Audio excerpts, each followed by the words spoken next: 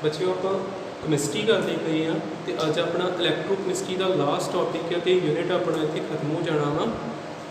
देखो अज आप लास्ट की करना वा, आप पढ़ना कोरोजन। कोरोजन आप 10th भी पढ़िया वा। 10th आप कोरोजन बारे पढ़िया ही, आप की पढ़िया ही कोरोजन बारे भी जिदा मैटल जो स्लोली डिके होंदा, मैटल टुटदा है हौली हौली भी। कोरोजन सानू पता 21 दिन च नहीं लग जाता जंगाल, जंगाल लगन ली किन्ने साल लग जाते हैं, लंबा पीरीयड हुंदा, स्लो रिएक्शन हुंदी है। कोरोजन का मतलब जे आप 10th क्लास वाला देखिए, slowly decay of metal in the presence of moisture या ह्यूमिडिटी की प्रेजेंस में ते एयर की प्रेजेंस में, दोनों की प्रेजेंस के मैटल की हो जाता, खराब हो जाता। जिदा लोहा वा, लोहा ब्राउन मास में बदल जाता, जिन्हों आप की कहीदा रस्ट। कॉपर आ उत्ते ग्रीन कलर की कोटिंग जी आ जाती है, उन्होंने रस्टिंग जो कॉपर का होंदा ग्रीन कलर का होंदा ते जिहड़ा आयरन का होंदा वो ब्राउन मास होंदा। कोरोजन की आप की डेफिनेशन लिख सकते हैं, इनू आप कह सकते हैं, इनू आप जो वो लिखिए जो आप कह सकते हैं, it is a chemical process, it is a chemical process in which metal deteriorate या तुम कह सकते slowly decay के the presence which in the presence of humidity लिख लो, मॉइस्चर लिख लो, in the presence of humidity and air. इकल्ली ह्यूमिडिटी कदी जंगाल नहीं ला सकती, इकल्ली हवा कदी जंगाल नहीं ला सकती, दोवें चीज़ों का होना जरूरी है। जिदा आप एक्सपैरीमेंट करके वेखिए कि टेस्ट ट्यूब है, जेकर मैं ये कहा मैं एक आयरन नेल पाता, आयरन नेल जे तो इत्थे होगी इकल्ली हवा, ये बंद है, इकल्ली हवा वा आ एयर आ ते की नॉट पोरोड, ये कभी खराब नहीं होना, कली हवा खराब नहीं कर सकती।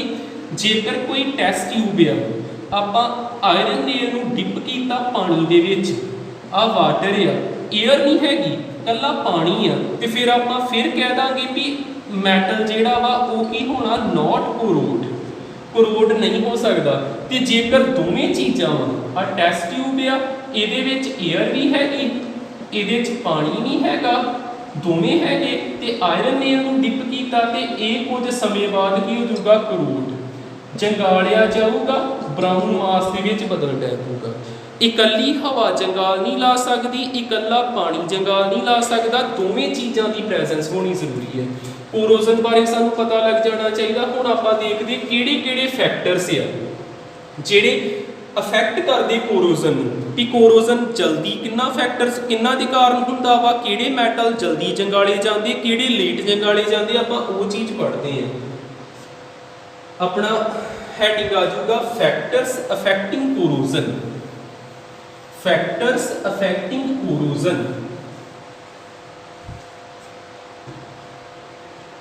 Factors affecting corrosion. पहला फैक्टर हैडिंग ला लो प्रॉपर, फैक्टर्स अफैक्टिंग कोरोजन।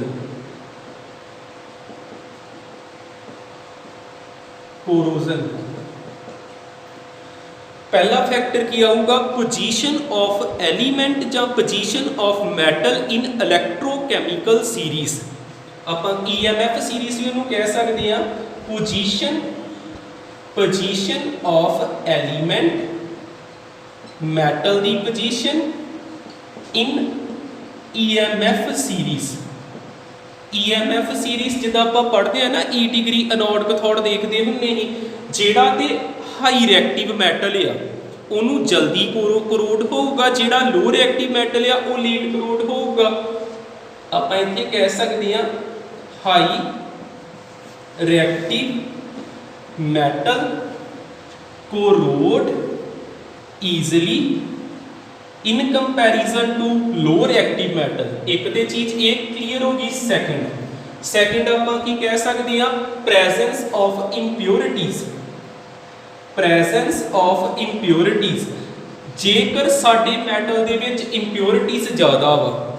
ਇੱਕ ਇੰਪਿਓਰਿਟੀਜ਼ ਦਾ ਮਤਲਬ ਕੀ ਹੁੰਦਾ, ਜਿੱਦਾਂ ਆਪਾਂ ਕਹੀਏ ਜੇ ਤੇ ਆਇਰਨ ਆ ਉਹਦੇ 'ਚ ਕੱਲਾ ਆਇਰਨ ਹੀ ਆ, Fe ਵਾ ਤੇ ਉਹ ਪਿਓਰ ਹੋ ਗਿਆ। ਜੇ Fe ਦੇ ਨਾਲ ਅਲਮੀਨੀਅਮ ਵੀ ਹੈਗਾ, ਕੁਝ ਮਿਲਿਆ ਹੋਇਆ ਵਾ, ਕਾਪਰ ਵੀ ਹੈਗਾ, ਇੰਪਿਓਰਿਟੀਜ਼ ਹੈਗੀਆਂ ਉਹਦੇ ਵਿੱਚ, ਤੇ ਉਹ ਕਰੋਡ ਕੀ ਹੋਊਗਾ, ਜਲਦੀ ਹੋਊਗਾ।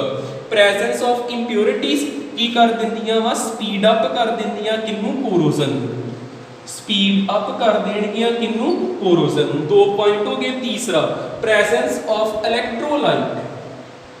Presence of electrolyte, electrolyte the presence ਵੀ ਜੇਕਰ ਹੋਵੇ ਤੇ ਉਹ ਵੀ ਕੀ ਹੋ ਜਾਊਗਾ, ਸਪੀਡ ਅਪ ਕਰ ਦੂਗਾ ਕਿਹਨੂੰ, ਕੋਰੋਜ਼ਨ ਨੂੰ। ਜੇਕਰ ਚੀਜ਼ ਨੇ, ਜੇ ਚੀਜ਼ ਨੂੰ ਕਰੋਡ ਹੋਣਾ, ਖਰਾਬ ਹੋਣਾ 6 ਮਹੀਨੇ ਵਿੱਚ, ਤੇ ਹੋ ਸਕਦਾ 2-3 ਮਹੀਨੇ 'ਚ ਹੀ ਖਰਾਬ ਹੋ ਜੇ, ਕੋਰੋਜ਼ਨ ਜਲਦੀ ਹੋਣ ਡੈ ਪਊਗਾ। ਚੌਥਾ ਕੀ ਆ ਸਕਦਾ, presence of carbon dioxide in water. ਮੈਂ ਤੁਹਾਨੂੰ ਹੁਣੇ ਦੱਸਿਆ ਸੀ ਵੀ ਕਰੋਡ ਹੋਣ ਦੇ ਲਈ ਵਾਟਰ ਦੇ ਨਾਲ 에ਅਰ ਦਾ ਹੋਣਾ ਜ਼ਰੂਰੀ ਆ। ਜੇ ਵਾਟਰ ਦੇ ਵਿੱਚ ਕਾਰਬਨ ਡਾਈਆਕਸਾਈਡ ਹੈਗੀ ਆ ਗੈਸ ਆ, ਤੇ ਫਿਰ ਕਰੋਡ ਵੀ ਕੀ ਹੋਊਗਾ, ਜਲਦੀ ਹੋਊਗਾ। 4 ਫੈਕਟਰ ਨੇ। ਐਲੀਮੈਂਟ ਜੇਕਰ ਜ਼ਿਆਦਾ ਰਿਐਕਟਿਵ ਆ, ਆਸਾਨੀ ਨਾਲ ਕਰੋਡ ਹੋ ਗਿਆ। ਇੰਪਿਓਰਿਟੀਜ਼ ਜ਼ਿਆਦਾ ਵਾ ਤੇ ਕੋਰੋਜ਼ਨ ਵੀ ਜਲਦੀ ਹੋਇਆ। ਇਲੈਕਟ੍ਰੋਲਾਈਟ ਹੈਗਾ, ਕੋਰੋਜ਼ਨ ਵੀ ਜਲਦੀ ਹੋਇਆ। CO2 ਵਾਟਰ ਦੇ ਵਿੱਚ ਆ ਤੇ ਤਾਂ ਵੀ ਕੀ ਹੋਣਾ ਵਾ, ਸਪੀਡ ਅਪ ਕਿੰਨੇ ਹੋਣਾ, ਕੋਰੋਜ਼ਨ ਨੇ। ਇੱਥੇ ਮੈਂ ਨੋਟ ਦੇ ਵਿੱਚ ਇੱਕ ਗੱਲ ਤੁਹਾਨੂੰ ਕਲੀਅਰ ਕਰ ਦਿੰਦਾ, ਜਿਹੜਾ ਕੋਰੋਜ਼ਨ ਲੱਗਦਾ ਆਇਰਨ ਨੂੰ, ਉਹਨੂੰ ਆਪਾਂ ਕੀ ਕਹੀਦਾ, rust. Corrosion of iron known as rusting, ਜਾਂ ਕੱਲਾ ਕੀ ਕਵਾਂਗੇ, ਰਸਟ। ਤੇ ਰਸਟ ਦਾ ਕੀ ਫਾਰਮੂਲਾ ਹੁੰਦਾ, Fe2O3.XH2। ਆਪਾਂ ਇਹ ਚੀਜ਼ਾਂ ਪੜ੍ਹੀਆਂ ਨੇ ਪਹਿਲਾਂ, Fe2O3.XH2O। ਹੁਣ ਆਪਾਂ ਮਕੈਨਿਜ਼ਮ ਪਾਣਾ ਰਸਟ ਦਾ, ਬਾਕੀ ਆਪਣਾ ਇੱਥੋਂ ਤੱਕ ਖਤਮ ਹੋ ਗਿਆ। ਰਿਐਕਸ਼ਨਾਂ ਕੁਝ ਰਹਿ ਗਈਆਂ ਵਾ ਤੇ ਫਿਰ ਸਾਡਾ ਇਹ ਚੈਪਟਰ ਖਤਮ ਹੋ ਗਿਆ। ਦੇਖਿਓ ਮਕੈਨਿਜ਼ਮ ਆਫ ਰਸਟ, ਇਹਨੂੰ ਨੋਟ ਕਰ ਲਿਆ ਕਰੋ ਪੌਜ਼ ਕਰਕੇ। ਅੱਗੇ ਦੇਖਿਓ ਮਕੈਨਿਜ਼ਮ ਆਫ ਰਸਟ, ਸਾਡਾ ਲਾਸਟ ਟੌਪਿਕ ਆ ਮਕੈਨਿਜ਼ਮ ਆਫ ਰਸਟ। ਜਿੱਦਾਂ ਇਹਦੇ ਲਈ ਇੱਕ ਡਾਇਗਰਾਮ ਇਦਾਂ ਦੇਖਿਓ, ਆ ਆਇਰਨ ਬਲੌਕ ਆ, ਕੋਈ ਲੋਹੇ ਦਾ ਟੁਕੜਾ ਏ, ਇਹਨੇ ਐਕਟ ਕਰਨਾ as a anode. Iron act ਕਰੂਗਾ ਐਜ਼ ਆ ਐਨੋਡ, ਤੇ ਐਨੋਡ ਤੇ ਕੀ ਹੁੰਦਾ, ਲਾਸ ਆਫ ਇਲੈਕਟ੍ਰੋਨ। ਆਇਰਨ ਦੇ ਵਿੱਚੋਂ ਕੀ ਹੋਣਾ ਵਾ, 2 ਇਲੈਕਟ੍ਰੋਨ ਕੀ ਹੋ ਜਾਣੀ, ਲਾਸ। ਇੱਕ ਰਿਐਕਸ਼ਨ ਤੇ ਸਾਨੂੰ ਸਿੰਪਲ ਪਤਾ ਵੀ ਲੱਗ ਗਈ। ਇੱਥੇ ਪੈਣੀ ਵਾਟਰ ਦੀ ਡ੍ਰੌਪ, 에ਅਰ ਦੇ ਵਿੱਚ ਪਿਆ ਵਾ, 에ਅਰ ਦੇ ਵਿੱਚ ਲੋਹੇ ਦਾ ਟੁਕੜਾ ਪਿਆ ਤੇ ਪਾਣੀ ਦਾ ਵੀ ਕੰਟੈਕਟ ਇਹਦੇ ਨਾਲ ਬਣ ਗਿਆ। ਆ ਹੈਗੀ ਆ ਡ੍ਰੌਪ ਵਾਟਰ ਦੀ, H2O ਦੀ। ਹੁਣ ਇੱਥੇ ਜਦੋਂ ਡ੍ਰੌਪ ਪੈਂਦੀ ਕੀ ਹੋਣਾ ਵਾ, H2O ਪਹਿਲੋਂ ਟੁੱਟਿਆ ਕਿਹਦੇ ਵਿੱਚ, H+ ਤੇ OH- ਦੇ ਵਿੱਚ। ਫਿਰ ਆਪਾਂ ਕਿਹਾ ਵੀ ਜੇ ਵਾਟਰ ਦੇ ਵਿੱਚ CO2 ਵੀ ਹੋਵੇ ਤੇ ਜਲਦੀ ਰਸਟ ਹੁੰਦਾ ਵਾ, ਵੀ ਸਪੀਡ ਅਪ ਹੋ ਜਾਂਦਾ ਜਲਦੀ। ਇੱਥੇ ਮੰਨ ਲਓ 에ਅਰ ਦੇ ਵਿੱਚ ਵੀ ਹੋ ਸਕਦਾ CO2 ਅਵੇਲੇਬਲ ਹੋਵੇ। ਇਹ ਜਿਹੜਾ CO2 ਵਾ, ਜੇਕਰ ਇਹ ਵਾਟਰ ਦੇ ਵਿੱਚ ਹੋਵੇ ਤੇ ਇਹ ਕੀ ਬਣਾ ਲੈਂਦਾ, ਕਾਰਬੋਨਿਕ ਐਸਿਡ। ਆ ਇੱਕ ਐਸਿਡ ਹੁੰਦਾ ਜਿਹਦਾ ਨਾਮ ਕੀ ਹੁੰਦਾ, ਕਾਰਬੋਨਿਕ ਐਸਿਡ। ਬਾਅਦ ਚ ਦੱਸਦਾ ਕੈਥੋਡ ਤੇ ਕਿਹੜੀ ਰਿਐਕਸ਼ਨ ਹੋਣੀ, ਐਨੋਡ ਦੀ ਤੇ ਆ ਫਿਕਸ ਆ। ਆ ਰਿਐਕਸ਼ਨਾਂ ਹੋਈ ਜਾਂਦਾ, ਵਾਟਰ ਟੁੱਟਿਆ, ਵਾਟਰ CO2 ਨਾਲ ਰਿਐਕਟ ਕਰਕੇ ਕੀ ਬਣਾ ਗਿਆ, ਕਾਰਬੋਨਿਕ ਐਸਿਡ। ਕਾਰਬੋਨਿਕ ਐਸਿਡ ਵੀ ਅੱਗੇ ਇਦਾਂ ਟੁੱਟ ਸਕਦਾ, ਕਿਹਦੇ ਵਿੱਚ, H+ ਤੇ CO3 2- ਤੇ ਇੱਥੇ 2- ਤੇ ਇੱਥੇ 2+ ਲਾ ਦੇਂਗੇ। ਠੀਕ ਹੈ, ਇੰਨੀਆਂ ਰਿਐਕਸ਼ਨਾਂ ਹੋ ਗਈਆਂ। ਹੁਣ ਆਪਾਂ ਵੇਖਨੇ ਐਨੋਡ ਤੇ ਸਾਨੂੰ ਪਤਾ ਕੈਥੋਡ ਤੇ ਕਿਹੜੀ ਰਿਐਕਸ਼ਨ ਆਉਣੀ ਆ, ਐਟ ਕੈਥੋਡ। ਕੈਥੋਡ ਦੀ ਰਿਐਕਸ਼ਨ ਆਉਣੀ ਇੱਕ ਤੇ ਆਪਾਂ ਇਹਦੇ ਚੋਂ ਹਾਈਡਰੋਜਨ ਵਰਤਾਂਗੇ, ਹਾਈਡਰੋਜਨ ਤੇ ਆਕਸੀਜਨ, ਇਹਨਾਂ ਨੇ ਰਿਐਕਟ ਕਰਕੇ ਵਾਟਰ ਬਣਾਉਣਾ ਜੇ। ਹਾਈਡਰੋਜਨ H+ ਆਕਸੀਜਨ, ਕੁਝ ਇਲੈਕਟ੍ਰੋਨ ਇਹ ਗੇਨ ਕਰਨਗੇ। ਜਿੱਦਾਂ ਇੱਥੇ ਮੈਂ 4 ਲਿਖਾਂ ਤੇ ਇਹਨੇ 4 ਇਲੈਕਟ੍ਰੋਨ ਗੇਨ ਕਰਕੇ 2 ਵਾਟਰ ਦੇ ਮੋਲੀਕਿਊਲ ਬਣਾ ਲੈਣੇ। ਆ ਵੇਖੋ ਬੈਲੈਂਸ ਹੈ 2 2 ਜਾਂ 4। ਇਹਨਾਂ ਦੀ ਨੈਟ ਰਿਐਕਸ਼ਨ ਲਿਖੀਏ, ਨੈਟ ਰਿਐਕਸ਼ਨ ਬਾਅਦ ਚ ਲਿਖਦੇ। ਇੱਥੇ 2 ਇਲੈਕਟ੍ਰੋਨ, ਇੱਥੇ ਕਿੰਨੇ, 4 ਇਲੈਕਟ੍ਰੋਨ। ਇਹਨੂੰ ਕਿੰਨੇ ਨਾਲ ਮਲਟੀਪਲਾਈ ਕਰੀਏ, 2 ਨਾਲ, 2Fe 2Fe+2 ਤੇ 2 ਜਾਂ 4 ਇਲੈਕਟ੍ਰੋਨ।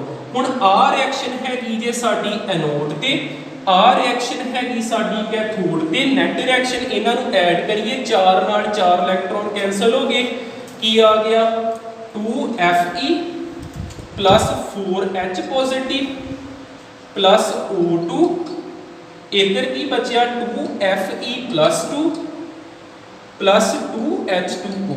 ਇਹ ਇਹਦੀ ਨੈਟ ਰਿਐਕਸ਼ਨ ਆ ਗਈ। ਹੁਣ ਅੱਗੇ ਕੀ ਸਾਨੂੰ ਪਤਾ ਹੋਣਾ ਚਾਹੀਦਾ, ਆ ਵੇਖੋ ਆ ਤੇ ਸੈੱਲ, ਆ ਜਿਹੜਾ ਸੈੱਲ ਬਣ ਗਿਆ ਇੱਕ ਹਿਸਾਬ ਦਾ, ਆ ਪੂਰੇ ਨੂੰ ਆਪਾਂ ਕਵਾਂਗੇ ਇਲੈਕਟ੍ਰੋਕੈਮੀਕਲ ਸੈੱਲ। ਆ ਜਿਹੜਾ ਆਇਰਨ ਦਾ ਬਲੌਕ ਜਿਹਾ ਵਾ ਇਹ ਸੈੱਲ ਦੀ ਤਰ੍ਹਾਂ ਕੰਮ ਕਰਨ ਡਿਆ ਪਿਆ। ਅਨੋਡ ਕੈਥੋਡ ਹੈਗਾ ਹੀ ਇੱਥੇ, ਇਹਨੂੰ ਆਪਾਂ ਕਵਾਂਗੇ ਇਲੈਕਟ੍ਰੋਕੈਮੀਕਲ ਸੈੱਲ। ਇਹ ਇੰਪੋਰਟੈਂਟ ਹੈ ਚੀਜ਼, ਤੁਹਾਨੂੰ ਫਾਈਨਲ ਦੇ ਵਿੱਚ ਆ ਸਕਦਾ ਹੈ ਜ਼ਿਆਦਾ ਨੰਬਰਾਂ ਦੇ ਵਿੱਚ। ਹੁਣ ਲਾਸਟ ਇਹ ਕਿ ਹੁਣ ਆ ਜਿਹੜਾ Fe+2 ਬਣਿਆ ਨਾ, Fe+2 ਇਹਨੇ ਫਿਰ ਕਿਹਨਾਂ ਰਿਐਕਟ ਕਰਨਾ ਵਾ, ਆਕਸੀਜਨ ਤੇ ਵਾਟਰ ਨਾਲ। ਆਕਸੀਜਨ ਨਾਲ ਤੇ 4 ਵਾਟਰ ਦੇ ਮੋਲੀਕਿਊਲ ਨਾਲ ਰਿਐਕਟ ਕੀਤਾ ਤੇ ਇਹਨੇ Fe2O3 ਚ ਬਦਲ ਗਿਆ, ਪਲੱਸ Fe+2O2 ਰਿਐਕਟ ਕਰਕੇ 4 ਵਾਟਰ ਦੇ ਮੋਲੀਕਿਊਲ ਨਾਲ Fe2O3 ਪਲੱਸ ਹੋਰ ਇੱਥੇ ਕੀ ਬਣੂਗਾ, ਆਇਰਨ ਹੈਗਾ, ਹਾਈਡਰੋਜਨ ਬਚ ਗਏ ਤੇ ਹਾਈਡਰੋਜਨ ਦੇ 8 ਆਇਨ ਬਚਣੇ, 8H+। ਫਿਰ ਆ ਜਿਹੜਾ Fe2O3 ਵਾ ਇਹਨੇ ਫਿਰ ਰਿਐਕਟ ਕਰਨਾ H2O ਦੇ N ਮੋਲੀਕਿਊਲ ਨਾਲ ਜਾਂ X ਮੋਲੀਕਿਊਲ ਨਾਲ, ਪਤਾ ਨਹੀਂ ਇਹ ਕਿੰਨੇ ਨੇ, 2 3 ਜਿੰਨੇ ਵੀ ਆ, ਦੋਨਾਂ ਨੇ ਕੰਬਾਈਨ ਹੋ ਕੇ ਕੀ ਤਿਆਰ ਕਰ ਦੇਣਾ, ਰਸਟ। ਆ ਜੇ ਫਾਈਨਲ ਜੋ ਵੀ ਆ ਰਸਟ ਬਣਿਆ।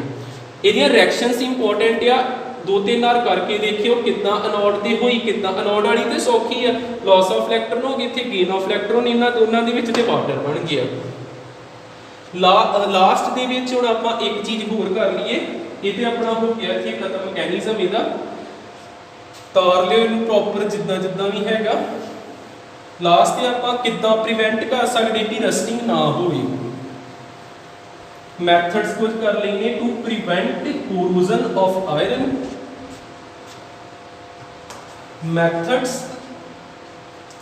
methods to prevent